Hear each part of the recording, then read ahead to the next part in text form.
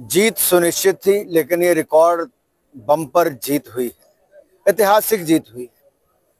20 साल सत्ता में रहने के बाद फिर एक बार एनडीए की सरकार, मोदी जी का करिश्मा, नीतीश जी का काम, जनता में खूब उसकी चर्चा थी। महिलाओं ने बढ़ चढ़कर मतदान किया और बम्पर जीत दिलाई है।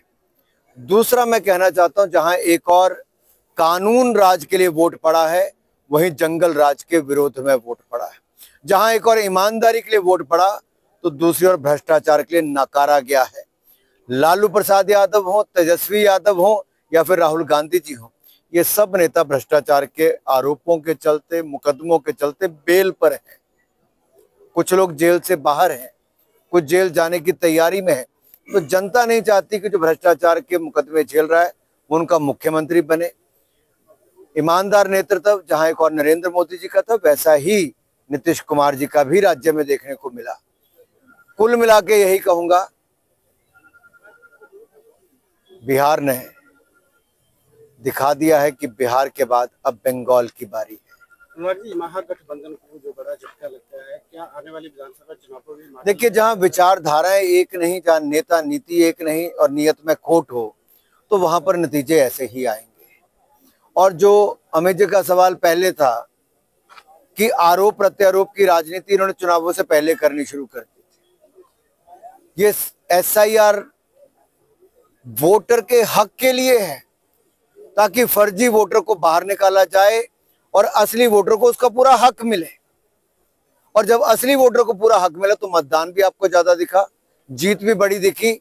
और जो बांग्लादेशी घुसपैठिए, रोहिंग्या मुसलमान, जिनके आधार कार्ड से लेके वोट बनाने तक की सोच कांग्रेस और राजद ने की थी, उनको एक बड़ा झटका लगा है, एक बड़ा जवाब मिला है। जीत सुनिश्चित थी, लेकिन ये रिकॉर्ड बम्पर जीत हुई है, ऐतिहासिक जीत हुई है।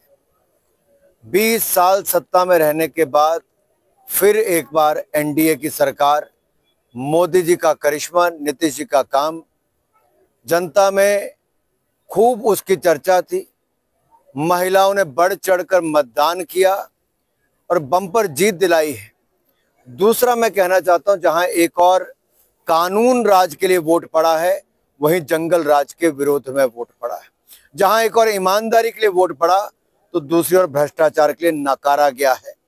लालू प्रसाद यादव हो, तेजस्वी यादव हो या फिर राहुल गांधी जी हो, ये सब नेता भ्रष्टाचार के आरोपों के चलते, मुकदमों के चलते बेल पर हैं। कुछ लोग जेल से बाहर हैं, कुछ जेल जाने की तैयारी में है।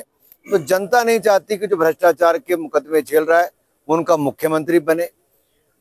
ईमानदार नेतृत्व जहां एक और नरेंद्र मोदी जी का था, वैसा ही नीतीश कुमार जी का भी राज्य में देखने को मिला। कुल मिला के यही कहूंगा, बिहार ने दिखा दिया है कि बिहार के बाद अब बंगाल की बारी है। महागठबंधन को जो बड़ा झटका लगता है, क्या आने वाली विधानसभा चुनाव में? देखिए, जहां विचारधाराएं एक नहीं, जहां नेता नीति एक नहीं और नियत में खोट हो, तो वहां पर नतीजे ऐसे ही आएंगे।